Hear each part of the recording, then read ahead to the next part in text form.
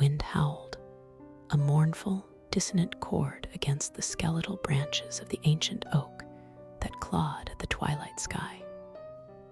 Inside the old farmhouse, a stillness had settled, thick and suffocating.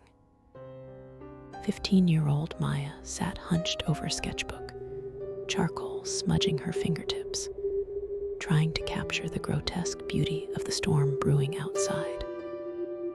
Her younger brother, Leo, a gangly 12-year-old, was restless, his usual boisterous energy subdued by the encroaching darkness. Suddenly, a sharp rapping echoed through the house. Not the polite tap of a visitor, but something more insistent, more demanding. It came from the back door, the one that led to the overgrown garden and the dense woods beyond. Maya's heart gave a lurch. No one ever came to their isolated home this late, especially not on a night like this. Leo, ever the curious one, scrambled to his feet. "Who is it?" he called out, his voice thin. Another rap, louder this time, followed by a low, guttural murmur that Maya couldn't quite make out. Maya shot to her feet, a prickle of unease crawling up her spine. "Leo, no, don't go near the door." But Leo, driven by an instinct Maya couldn't comprehend, was already padding towards it.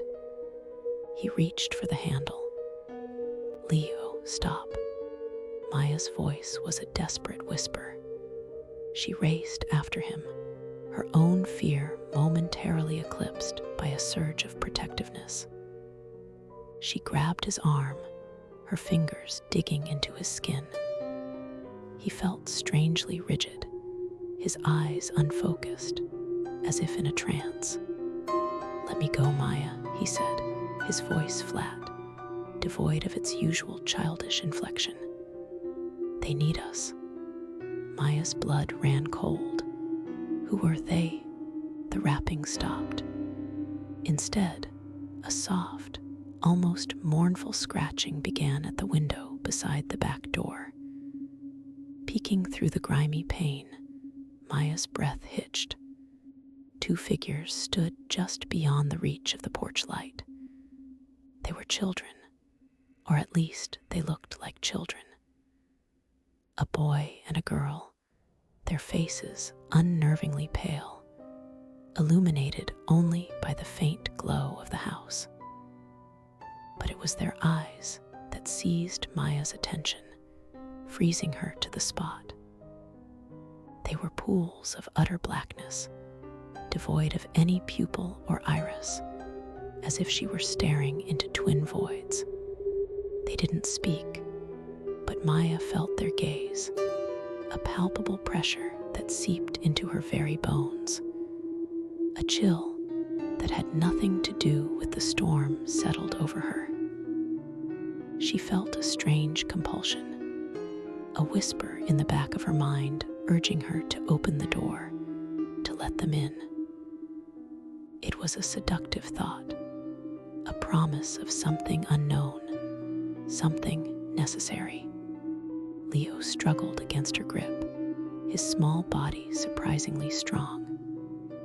"Maya, we have to let them in," he pleaded, his voice still eerily monotone. "They're cold." Maya fought against the insidious urge, her own mind a battlefield.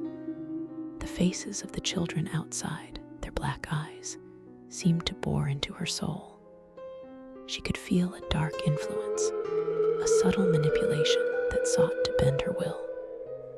She thought of the stories she'd read, the urban legends that had always seemed so far-fetched. Black-eyed children. They said they could compel you, warp your thoughts.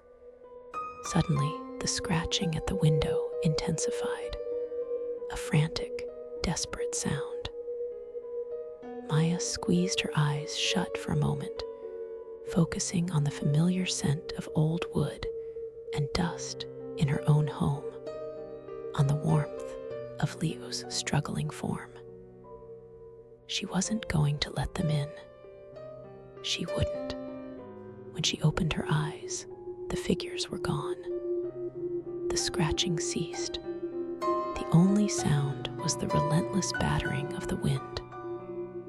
Leo slumped against her, his eyes blinking back into awareness. He looked confused, a little scared. "Maya, what happened?" he mumbled, rubbing his arm. "My arm hurts." Maya pulled him close, her own body trembling. She looked out at the dark woods, a place that suddenly felt infinitely more menacing than it had moments before. The storm outside seemed to mirror the turmoil within her. She didn't know what those children were or why they had come, but she knew with a chilling certainty that they had tried to claim something from her and Leo, something she had fought with every fiber of her being to keep. And the lingering darkness in their black eyes, etched into her memory, would haunt her for a long, long time. Welcome to the Aqeela Files. Did you think you were safe in your own home? Think again.